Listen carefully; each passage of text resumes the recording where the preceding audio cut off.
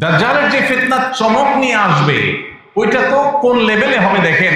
হাদিসে আসছে সে মৃত মানুষকে বলবে উঠো, জীবিত হয়ে যাবে।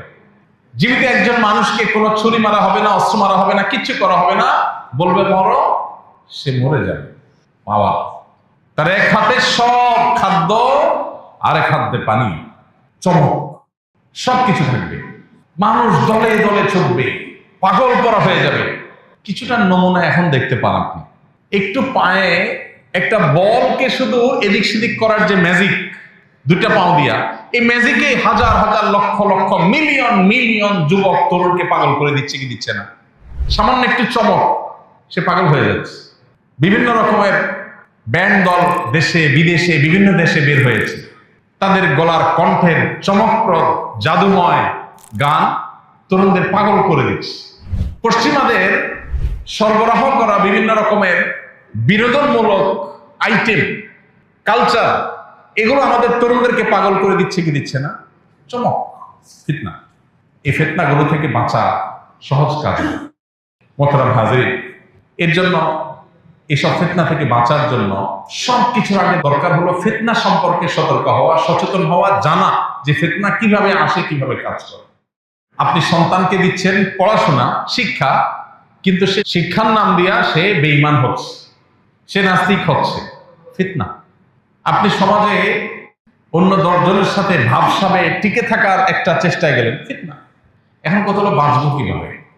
নাম্বার 1, সমকালীন ফিতনাগুলো সম্পর্কে সচেতন হওয়া।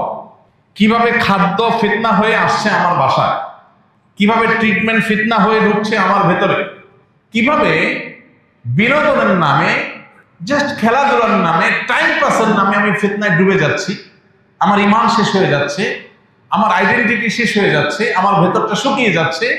এই বিষয়গুলো সম্পর্কে আমাদের সতর্ক হওয়া দরকার। মুখরোচক অনেক বলির মাধ্যমে কিভাবে বিষ আমাদের সমাজে প্রবেশ করে দেওয়া হচ্ছে।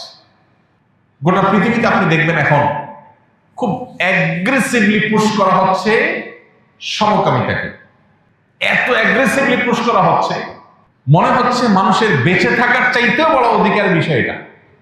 এটাকে অধিকারের খোলসে পেশ করা হচ্ছে যে কিছু মানুষ, তাদের তো ডিমান্ড, তাদের অধিকার আপনি খর্ব করছেন, আপনি বাধা দিচ্ছেন, তাদেরটা তাদেরকে করতে দেন, তাদের স্বাধীনতার ব্যাপার আছে। স্বাধীনতার খোলসে এই জিনিসটা পুশ করা হচ্ছে। কেন পুশ করা হচ্ছে? এর পেছনে প্ল্যান কি, পরিকল্পনা কি, কোন জায়গাটাকে ডিস্ট্রয় করতে চায় তারা, সেটা বেশিরভাগ মানুষ আমরা বুঝি না, বোঝার কথা না। আমরা জাস্ট গুটি, আমাদেরকে চালা হচ্ছে।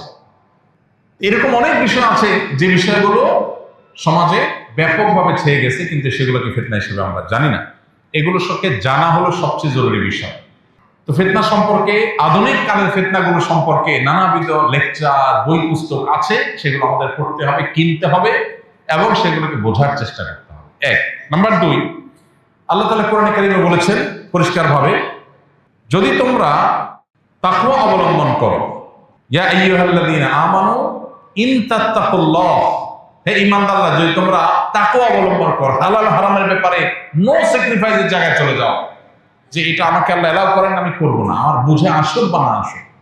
তুমি যদি এই লেভেলে আল্লাহর আনুগত্যের মধ্যে থাকতে পারো, তাহলে ইয়াজআল লাকুম ফুরকানা, আল্লাহ তোমাকে পৃথিবী থেকে মৃত্যু পর্যন্ত আখিরাতের দিকে তোমার যে যাত্রা, এই যাত্রা পথে আল্লাহ তাআলা সত্য এবং অসত্য, হক এবং বাতিল, ভালো এবং মন্দ, এটার মধ্যে পার্থক্য নির্দেশক দেয়াল নির্মাণ করে দিবেন।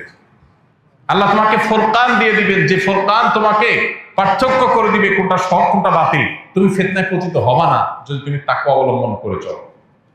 অন্য হাদিসে নবী সাল্লাল্লাহু আলাইহি সাল্লাম কিয়ামতের আগে ফিতনা সংকুল সময় বলেছেন ইবাদতকে আঁকড়ে ধরার জন্য। আরেক বর্ণনায় কিতাব এবং সুন্নাহকে আঁকড়ে ধরার কথা বলেছেন। তাহলে 3টা জিনিস আমরা এখানে পেলাম। 1, তাকওয়া অবলম্বন করা।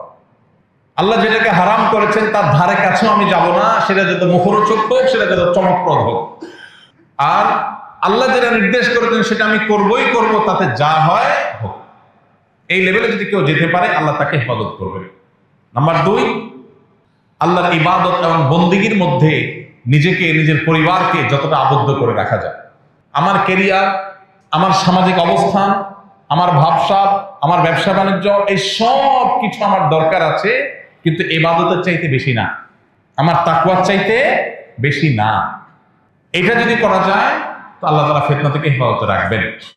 এবং তৃতীয়ত হলো কোরআন এবং সুন্নাহকে যদি কেউ আঁকড়ে ধরে যে বাবা এত কিছু বুঝি না, কোরআন এবং সুন্নাহ কি বলছে, কোরআন সুন্নাহর বাইরে আমি যাব না, এই পর্যায়ে যদি কেউ থাকার চেষ্টা করে, মুস্তাহিদ উলামা ইকরামের যে ইস্তিহাদ কোরআন সুন্নাহর উপরে ভিত্তি করে হয়েছে সেটার মধ্যে থাকাটাও কোরআন সুন্নাহর মধ্যেই থাকা, অতএব কোরআন সুন্নাহর মধ্যেই থাকার যদি কেউ চেষ্টা করে আল্লাহ তাকে ফিতনা থেকে হেফাজত করবেন, রক্ষা করবেন। তাহলে চারটা হলো, প্রথমটা হলো ফিতনা সম্পর্কে সচেতন হওয়া, জানা। দ্বিতীয় হলো তাকওয়া অবলম্বন করা, আল্লাহর নির্দেশ মতো চলা, নিষেধ থেকে বাঁচার জন্য সংগ্রাম করা। আর 3 নম্বর হলো আল্লাহর ইবাদত বন্দেগীর মধ্যে নিজেকে আবদ্ধ রাখা। 4 নম্বর হলো কোরআন এবং সুন্নাহর মধ্যেই থাকা যথাসম্ভব। আর 5 নম্বর হলো আল্লাহর কাছে দোয়া করা। কি করা? সবচেয়ে বড় অস্ত্র, চোখের পানি ফেলে দোয়া করা। আল্লাহুম্মা ইন্না নাউযু বিকা মিনাল ফিতানি মা যাহারা মিনহা ওয়া মা বাতান। আল্লাহ, আমি জানি না কোনটা ফিতনা কোনটা ফিতনা না, ফিতনা কিভাবে আসছে আমি জানি না। আল্লাহ, আপনি আমাকে হেফাজত করেন, আপনি হেফাজত করেন। আল্লাহ, আমি নিজের বিবেক দিয়ে সব ফিতনা থেকে বাঁচতে পারবো না, আপনি আমাকে বাঁচায় দেন। আল্লাহর কাছে দোয়া করা। নামাজের শেষ বৈঠকে যখন দোয়া মাসুরা পড়েন, এই দোয়াটাও পড়েন মাঝে মধ্যে। আল্লাহুম্মা ইন্নী আউযু বিকা মিন আযাবিন নার ওয়া আযাবিল কবর ওয়া আউযু বিকা মিন ফিতনাতিল মাহইয়া ওয়াল মামাত ওয়া আউযু বিকা মিন শাররি ফিতনাতিল মাসীহিদ দাজ্জাল। আল্লাহ, আপনার কাছে পানা চাই জীবনের, মরণের এবং দাজ্জালের ফিতনা থেকে। নামাজের অংশ করে দিয়েছেন নবী সাল্লাল্লাহু আলাইহি ওয়াসাল্লাম, নামাজের শেষ বৈঠকে করেছেন। কত গুরুত্বপূর্ণ হলে এভাবে তিনি আল্লাহর কাছে দোয়া করেছেন। এজন্য ভাই, এই দোয়া আমরা করব, আল্লাহর কাছে সাধারণভাবে দোয়া করব যে আল্লাহ আপনি আমাদেরকে ফিতনা থেকে বাঁচিয়ে রাখেন। আস-সুন্নাহ ফাউন্ডেশন, উম্মার স্বার্থে সুন্নাহর সাথে।